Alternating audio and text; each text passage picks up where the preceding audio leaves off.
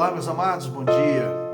Nós estamos meditando na nossa série das bem-aventuranças e hoje eu quero falar com você a respeito do versículo 4, Mateus capítulo 5, verso 4, onde nós encontramos a palavra de Deus dizendo o seguinte: bem-aventurados os que choram, porque eles serão consolados. Amém. Aqui, querido, não está falando do choro natural, né? Não está falando de um choro por conta de uma perda financeira, não está falando do choro de uma perda de um emprego, de um bem material, não está falando de um choro por uma dor que a pessoa sentiu, né, no corpo aí, um problema, né, de saúde, não está falando de dor pautado, né, nesses aspectos, choro pautado por conta disso.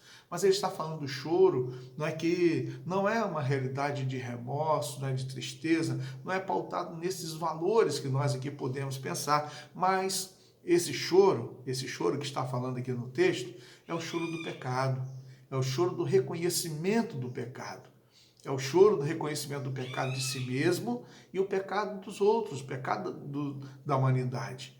E aqui então está dizendo que felizes são os que choram, e esses que choram por conta do seu pecado. Veja bem, quantas pessoas que verdadeiramente elas diante da revelação da palavra, da confrontação da palavra, da inquietação do Espírito Santo, e a pessoa então ela chora diante de Deus, ela se derrama diante de Deus, ela se prostra diante de Deus. Há então uma demonstração clara de reconhecimento do pecado e uma confissão desse pecado ao Senhor, uma busca por uma vida diferente. E aqui, quando a gente tem esse texto, a gente lembra de Pedro. A palavra de Deus diz que Pedro, quando ele negou Jesus, ele chorou amargamente.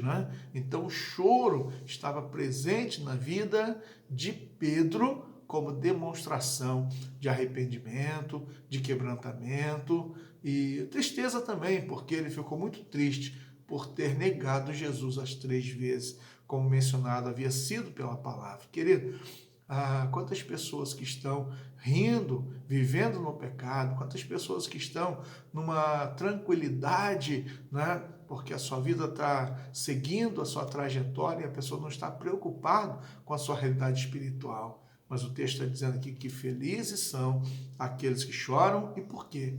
Porque eles serão consolados, porque experimentam o consolo de Deus, o abraço de Deus, recebe, né, o alento de Deus, o acolhimento de Deus. Então, uma pessoa verdadeiramente arrependida, né, quando a pessoa então ela tem o choro do quebrantamento, o choro do arrependimento, essa pessoa ela é abraçada pelo Senhor e ela segue a sua vida de forma diferenciada. Recebe o consolo, recebe refrigério, recebe absolvição, recebe perdão, recebe transformação. Então, tudo que o ser humano precisa. Quero perguntar para você, se você já experimentou o choro por conta do pecado, como quebrantamento, como contrição, como arrependimento. Se você já experimentou, você está sendo consolado.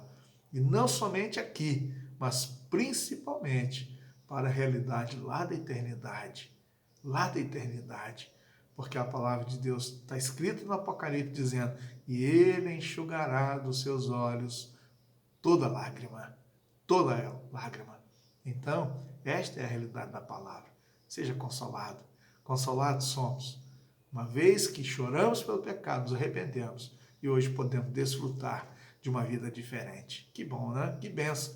Esses são os verdadeiramente felizes. Vamos orar? Querido Deus, Senhor amado, agradecemos, ó Deus, pela oportunidade que temos da confrontação da Tua Palavra e através de Jesus Cristo, ó Deus, o sangue que foi derramado na cruz, recebemos o perdão dos nossos pecados através do arrependimento, através da fé. Deus, quando nós nos achegamos ao Senhor, Deus, quando nós podemos experimentar, Deus, a manifestação do perdão que o Senhor nos traz através de Jesus. O consolo está pela presença do Espírito Santo que passa a habitar em cada um de nós. Senhor, que o Senhor sempre nos inquiete, nos incomode, para jamais, ó Deus, estarmos pensando no pecado, até mesmo, Deus, tratando o pecado de forma diferente daquela que o Senhor trata, Deus. Que nós estejamos também odiando o pecado, fugindo do pecado, Deus, porque com certeza mais nos aproximaremos do Senhor. Deus, pedimos que abençoe a tua igreja, o teu povo, Deus, tantos quantos, Deus, estão chorando, Deus, por